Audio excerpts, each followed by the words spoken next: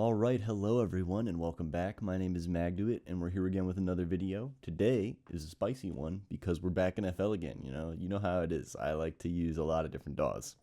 But today I'm putting out a pretty important, I don't know if important's the right word, a pretty special rack that I'm passionate about and that I've worked on for a very long time. And this is actually kind of the original Sqwonker. So yeah, that's what I'm planning on releasing today is the FL Studio version of the Sqwonker. This is actually the first Sqwonker because, for a long time I was actually in FL Studio before I moved over to Ableton or Bitwig, and it definitely has a very special place in my heart for especially sound design. Sound design in a lot of different DAWs is different. It's different across all the different DAWs, just like most things, but the reason why I've always felt that FL Studio excelled in sound design is because of Patcher, because inside of Patcher you can build these sorts of tools with your own user interface, and you can use third-party VSTs, and I don't know, it's a very fun and playful experience. It's kind of like the Minecraft sandbox of a DAW. You can basically do whatever you want with whatever tools that you have. So yeah, always love FL Studio, and I'll continue to use FL Studio often, especially because of some of the tools that it has. But yeah, anyway, let's get into this rack, or I guess it's a patcher preset. It's not really a rack if we're not in Ableton, is it? So yeah, let's get into this, and I'll show you what everything does. So first off, I want to preface this whole video by saying inside of the map area, there's a little README file. Let's just try and make this bigger so you can see it. Maybe okay, I can't really make it bigger, so I'll just dictate it out to you. Okay. So it says here, make sure to install Xqwonker, and I have the links all here, so that way you can just copy paste them into your little search bar or your browser bar. Xqwonker soft tube saturation knob. Okay, so both of these are free. And then the big thing that is not going to be free, but I would highly recommend getting anyway, just because they're amazing tools, is Minimal Audio's plugins. Now, there's only 3 plugins that you're going to need, but they're pretty important to the Sqwonker. Without them, you won't be able to really make a whole lot of squonking. But yeah, so you're going to need Rift, Fuse Compressor, and Rift Filter Lite. So those are all of the plugins that you will need in order to open and run this patcher preset. So there's only 5 plugins, 2 of them are free. I know that the combination of all 3 of these isn't, I don't think, too expensive.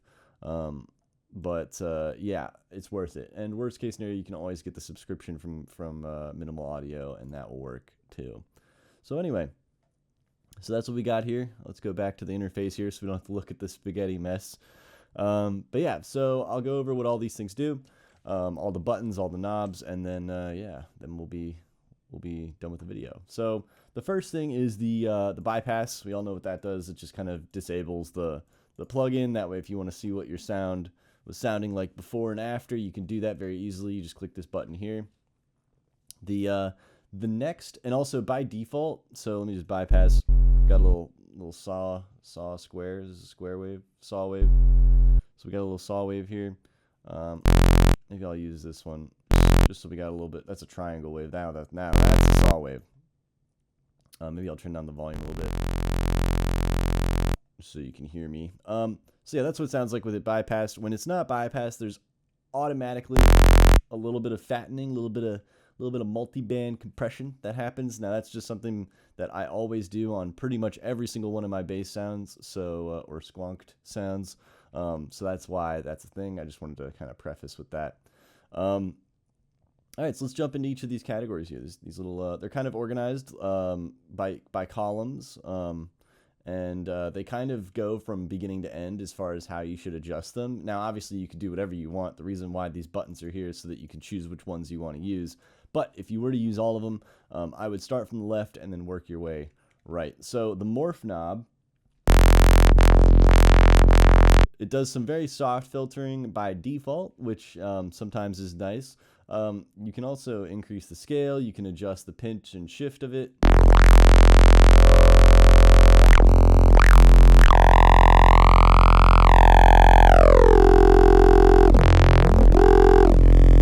So you can see how it's like morphing the filter. You can obviously dry wet it as well. And And then the next category here, we have the main filter. Now in this, it's not called the Sqwonk, but basically the filter, this main filter, is the Sqwonk knob in a lot of my other racks. So this cutoff knob especially is going to be probably the most important of all of these knobs in the grand scheme of the timbre of, or articulating the timbre of your sound. So basically we've got 3 different types of filters here. We got a low pass, a high pass, and a notch filter. I usually camp the low pass filter, but I put these other 2 in here in case you feel like doing some mainly like removal of frequencies so that you can add them back in. But yeah, so we got 3 different types of filters. We got a spread, so that's going to make it stereo or mono. So by default it's mono, but if you move this,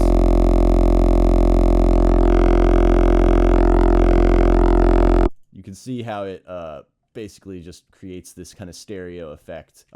Kilohertz has a very similar thing that they do with their distortion knobs. So yeah, I guess it's just utilizing what's already in the Rift filter, as that is what the main filter of this is. And then of course we have resonance.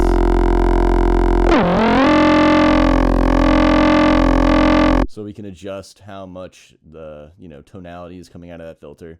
And then like I was saying, we got the cutoff,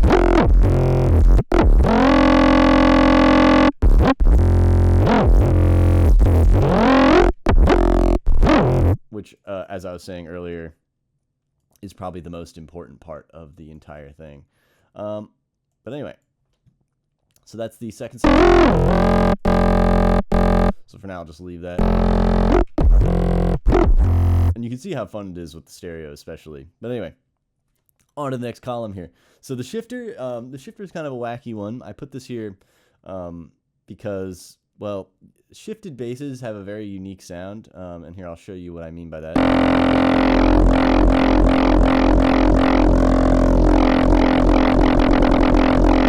It's kind of like you're adding an LFO, but not really. Like it's an LFO, but it's not to the filter. It's to the phase of the actual entire bass. Now, sometimes this is bad because it is messing with the low end, but it has a very specific type of sound, and I think it sounds really nice.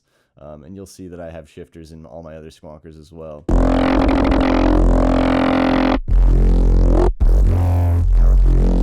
And you can see how it's quite cool. Now, if you have it at 100%,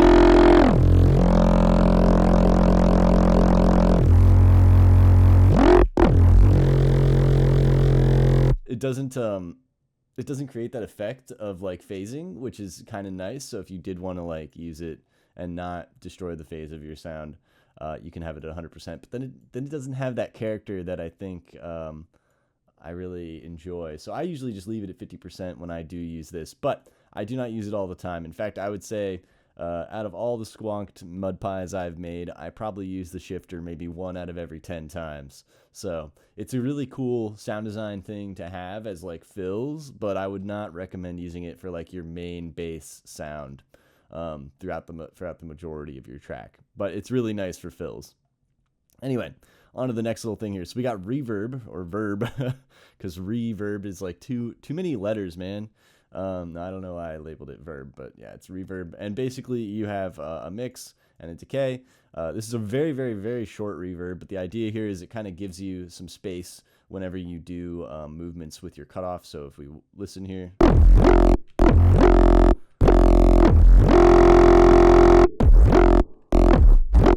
And you can hear it a little bit. It's like super subtle, but you'll see why it's so subtle in a minute here. So I'll just leave that on the default for now. Okay, so yeah, next up we have the distortion. So the distortion is kind of interesting. There's basically 2 different modules, and they're both kind of uniquely timbral. The first one is, of course, the Rift filter, Rift distortion.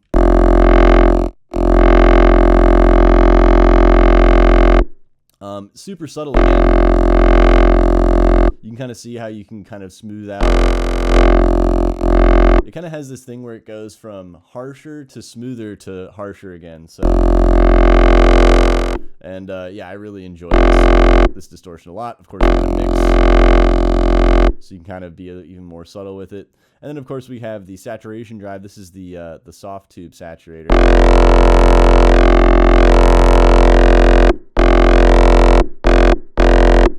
Yeah, and that's the this one right here. assuming I can open it. Can I have this off to the side? Will it let me? Oh, it does let you. So you can kind of hear it's very, very subtle, very tube saturated, you know. Very kind to the ears. And then of course we have an OTT. Now this is kind of like the thing that adds a lot of frequencies to the sound. I really like OTT, especially the Xfer one. They're both really nice. Both meaning the Ableton and the Xfer one, but the Xfer one works great. Now, by default, all of these are kind of set the way I would have it. So if we go into the OTT here, assuming I can find it, there we go. You'll see, just move this over here. You'll see that these are already set. The thresholds are kind of set the way that I want them. So you can move them here if you want to. But I usually have it so that I've got a little bit of a dipped mid, a boosted low, and then a little bit of a boosted high. And of course you can adjust the gain of these, you know, going into those thresholds. That way you can, you know, the goal, which, you know, does this always matter? Not really, but like the goal kind of is to have it hit just barely into these, but it really doesn't matter. That's just kind of the way that I've thought about it. So in theory, you could turn these down.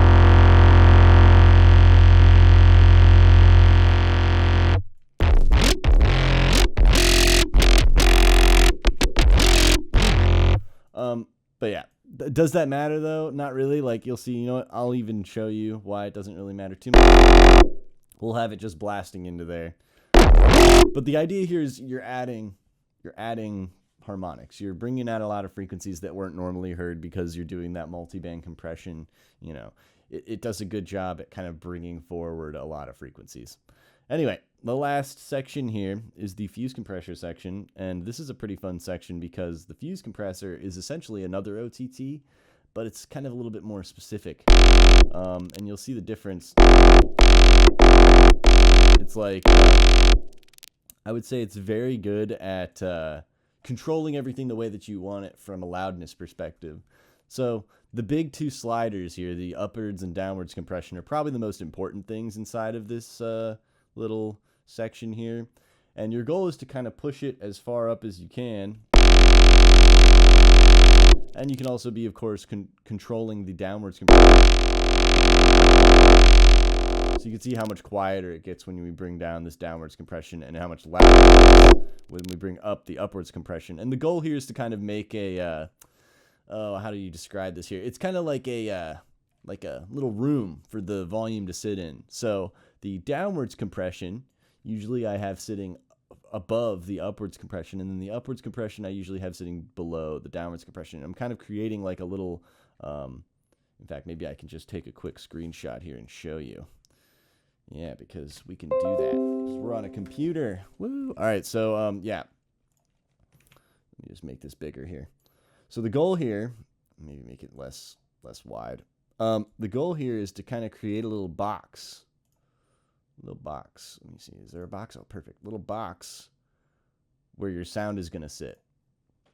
Okay, and that's kind of what I'm thinking about whenever I'm working these two knobs. This downward one is kind of the upper layer of the box, and the upward one is actually the bottom layer of the box. I know that's kind of confusing, but the idea here is anything below the upwards compression is going to get upwardsly compressed, meaning it's going to get louder, and anything that's trying to go above this downwards compression is going to get squashed downward into this box. So everything ends up being very uniform in loudness, which is the goal here. So let me just close that out. So yeah, and then of course, yeah, once you have that, we have a mono high pass. So if you are doing the spread, I highly recommend you taking this mono high pass and kind of, you know, getting rid of some of that low end stereo, and you can feel it kind of focus in. So that's kind of what we want when it comes to stereo things in our basses. And then lastly, of course, we have a channel link. Now this one's kind of an interesting one. What this does, it's very subtle, and sometimes I can't even tell the difference, but it's worth experimenting with. So the channel link is a stereo compressor versus a mono compressor. So when the channels are linked, the compressor will act off of both of them kind of summed to mono, both left and right summed to mono. So what ends up happening is, if your left is a little bit louder than your right, it's going to affect both of those together, meaning that even though the left is the only one that's louder, both of them are going to get downwards compressed. But if you turn this off, it means it will affect the left and right channel individually. So if the left channel is louder, then it will get compressed only, and then the right one might still be able to get louder before it starts to get compressed. This one's it's fun to mess around with. I just put it here because sometimes you want to be really wacky with the stereo, and I would say the more wacky with the stereo you are, the more likely it is helpful to have this disabled so that way you don't have the channels linked. And then on top of that, we have this other button here, which is kind of a fun one. I really like this one. This one enables a mid-side compression, so that way your mids are separate than your sides when it comes to the compressor. And what I love about this is you can have the channels unlinked, mid-side enabled, and then what's going to happen here is your side information, so things like your reverb or in this case the little filter spread thing that we have going on here, is going to get compressed separately than your mid-focused section. And that can be really fun if you want to bring up the sides a little bit more and make the sides kind of really slap.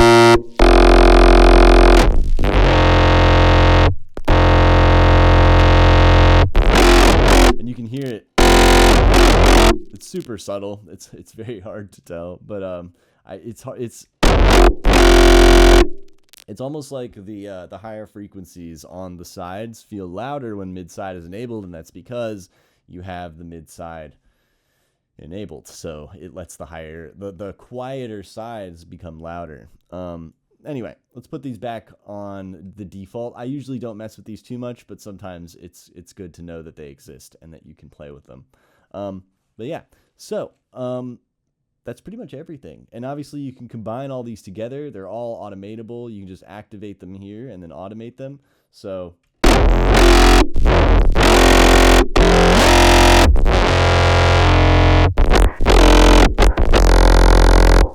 keep in mind, this is just a saw wave out of, 3x OSC. So, obviously things can get a lot spicier if you change, over to Vital and put a wavetable in, all that kind of stuff. That's where a lot of the fun, I think, of the Sqwonker exists, is in finding different weird things you can plug into it.